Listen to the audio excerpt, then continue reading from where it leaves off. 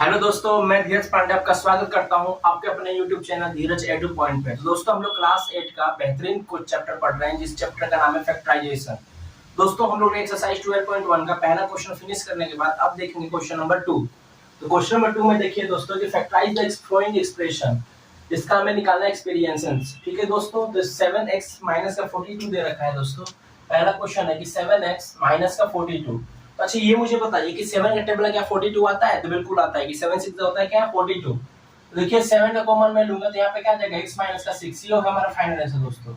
इसी का हम दूसरा देखेंगे कि 6p माइनस का 12 क्यूब। देखिए 6 का टेबल में क्या 12 आता है? बिल्कुल आता है। 6 में जैसे 6 2 12, तो 6 2 12 करेंगे तो दोस्तों 6 कॉमन लूंगा तो p माइनस का 2 क्यूब हो गया। ये हमारा हो गया फाइनल दोस्तों आंसर। थर्ड देखिए इसी का पहला दूसरा तीसरा 7a का स्क्वायर प्लस 14a। तो ये मुझे बताइए 7 का और ये 4, तो यहाँ पे कॉमन क्या आएगा? 7a आ जाएगा, तो बचेगा a प्लस का 2। ये आ गया हम लोग का फाइनल आंसर। अब देखिए इसी का फोर्थ पार्ट कि माइनस का 16z प्लस का 20z का क्यूब। अच्छा, ये मुझे बताइए 16 और 20 आते हैं किसी टेबल में? बिल्कुल आते हैं। 4 के टेबल में 4 4 जा 16 और 4 5 जा 20।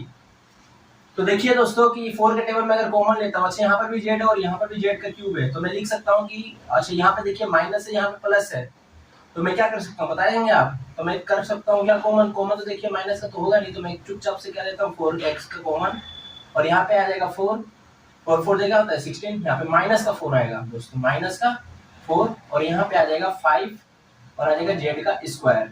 ठीक है दोस्तों, इसका आ जाएगा z का स्क्वायर। क्या आ जाएगा? z का स्क्वायर। तो दोस्तों आप मुझे ये बताइए कि 4z यहाँ पे दिया हुआ है, ये माइनस का 4 दे रखा है, किसका दे रखा है? माइनस का 4। क्या ये हमारा फाइनल आंसर हो जाएगा? तो देखिए माइनस का 4 यहाँ पर दे रखा है और यहाँ पे 5 का z का स्क्वायर दे रखा है, तो हम लोग का फाइनल आंसर यही हो सकता है। ठीक है, ये हम लोग क्या हो गया फाइनल आंसर। अब इसी का फिफ्थ देखते हैं, फिफ्थ पार्ट। तो 20 l square m 30 a l m। Okay, तो 20 और 30 किस टेबल में आता है? तो 10 के टेबल में आता है। 10 2 क्या होता है 20 और 10 3 क्या होता है 30। ठीक है, तो देखिए यहाँ पे 10 का मैं कॉमन ले लेता हूँ। अच्छा, एल स्क्वायर एम दे रखा है, यहाँ पे ए एल एम दे रखा है, तो मैं एल एम खाली कॉमन लूंगा तो आ जाएगा मेरा क्या 2 एल आएगा, और यहाँ पे क्या आएगा 3 ए बस। ओके, तो हम लोग हो जाएगा प्यारे दोस्तों, ये हम लोग हो जाएगा फाइनल आंसर। हम लोग फैक्टराइज कर रहे हैं, मैं उम्मीद कर रहा हूँ आपको समझ में आया भी होगा। बहुत आसान आसान क्वेश्चन है इसमें। सिक्स्थ में देखिए कि 5x का square y minus 15x y का स्क्वायर। तो देखिए 5 और 15 है, तो 5 के टेबल में क्या आता है? 15 तो जरूर रहेंगे। 5 1 5, 5 2 10, 5 3 15। इसमें हम लोग का कॉमन क्या रहेगा? x और y। कॉमन क्या रहेगा? x और y। तो मैं लिख सकता हूँ कि 5xy।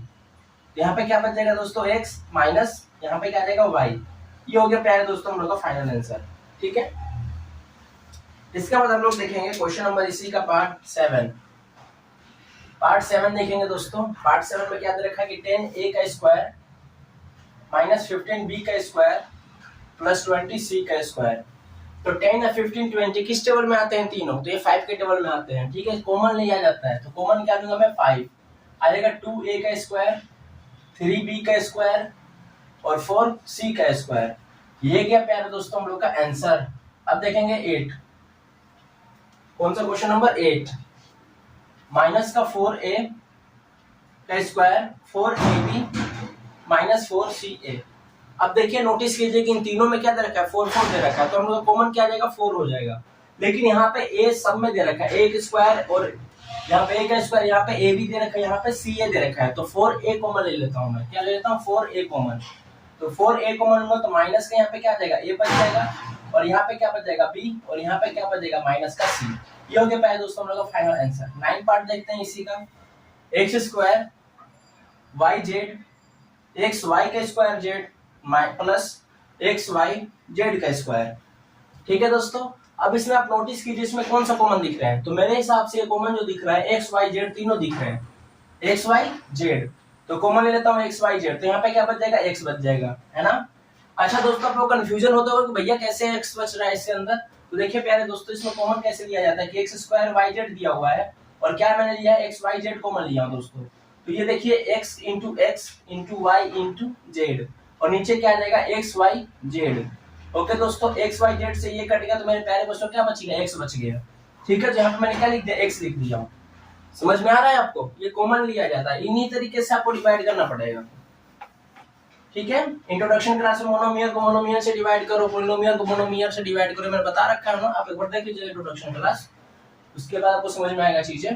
यहाँ पे आएगा y और यहाँ पे आएगा z, ये हम लोग का हो गया फाइनल आंसर।